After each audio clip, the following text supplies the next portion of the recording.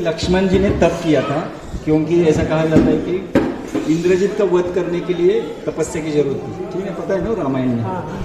तो उन्होंने यहाँ पे तप किया था। यहाँ पे तपश्चर्या के क्या बोलते हैं उसने फॉर्म में यहाँ पे लक्ष्मण जी वहाँ पे तपस्या करें। ठीक है। और दूसरा यहाँ पे जो शूर्पणखा, जब उसको पता चला कि बहुत ही सुंदर दो पुरुष इस दंडकारण्य में आए हैं, तो पहले इस वन का नाम दंडकारण्य था, लेकिन जैसे ही शूर्पणखा का नासिका को काट दिया तो वहाँ से नासिक ऐसा नाम आया। तो जब शूर्पणखा इस दंडकारण्य में आई तो उसको पता चला कि दो बहुत ही सुंदर पुरुष यहाँ पे आए हैं। तो जैसे ही उन्होंने प्रभु श्री रामचंद्र जी को देखा तो बहुत ही आकर्षित हो गई।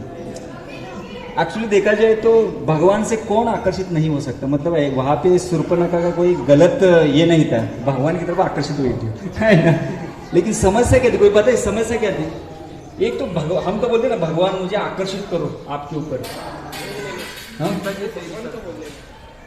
हाँ ये, और दूसरा नहीं, उसमें प्रभु रामचंद्र बोले थे इस युग में मैं एक पत्नी एक व्रत एक होते ना वो व्रत था। हाँ ये भी था। दूसरा है कि आसुरी प्रवृत्ति थी कि मुझे भोग करना है। दूसरा है कि भगवान बोले मैं एक समय पे अभी इस युग में तो एक ही पत्नी है बस। तो इस तरह से शूर्पणखा ने गलत जगह पे डाल किया।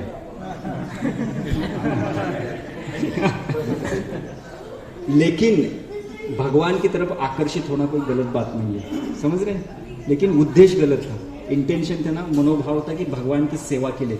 इसलिए अगर आप देखोगे ना, कुब्जा और गोपियों के बीच में यही फर्क था।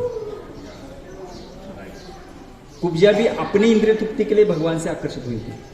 इसलिए अगर देखा जाए तो गोपियों को भी ऐसा कहा जाता है। तो गोपियों ने भगवान के आनंद के लिए वो रास लीला की थी, इसलिए गोपियों को महान कहा जाता है, समझ रहे हैं। तो मनोभाव बहुत महत्वपूर्ण है। हमें जो भी करना है भगवान की संतुष्टि के लिए करना है, ठीक है। तो यहाँ पे जब शूर्पणखा आई तो भगवान से आकर्षित हो गई, लेकिन भगवान ने उनको बोला कि मतलब भगवान तुमको स्वीकार नहीं किया, तो बोले आपको लक्ष्मण जी के पास भेज दे। उनको स्वीकार नहीं करना था।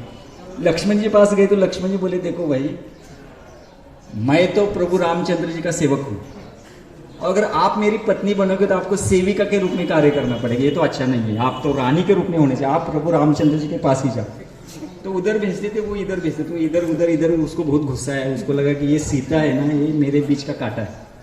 तो उनको मारने के लिए वो दौड़ी।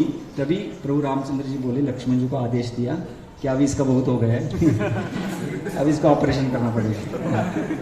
तो फिर उनको लक्ष्मण जी क्या करते हैं, अपने शस्त्र से उनका नाक और कान काट देते। तो ये लीला यहाँ पे हुई थी। तो ये इस नाक यहाँ पे गिरा था, तो इसलिए इसका नाम नासिक हो गया। तो हम यहाँ पे लक्ष्मण जी से विशेष करके प्रार्थना करेंगे। ये नाक का लक्षण क्या है, कौन बताए? नाक जब अहंकार का प्रतीक है। हम नाक दिखा दें तो इस क्षेत्र में हम लक्ष्मण जी से प्रार्थना करेंगे, हमारा नाक मत काटे, लेकिन अहंकार को तो काट दीजिए, क्योंकि बहुत अहंकार है। सबसे बड़ा अहंकार कि हम कुछ तो कुछ समझते हैं। इसको देहात्म 10वां जो नामापराध है ना, वो यही है, खुद को हम कुछ तो समझते हैं। तो लक्ष्मण जी से यहाँ प्रार्थना करेंगे कि भले हम अहंकारी है, लेकिन हमें वही पता चला है कि अहंकार आपके और हमारे बीच में मतलब ये बीच में आता है। तो कृपया करके हमारा अहंकार नष्ट हो पूर्ण रूप से, इतनी कृपा हमें यहाँ पर करें।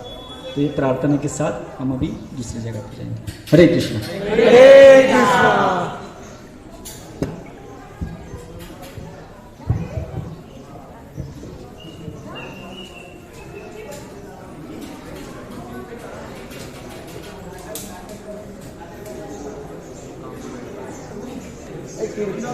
अभी हम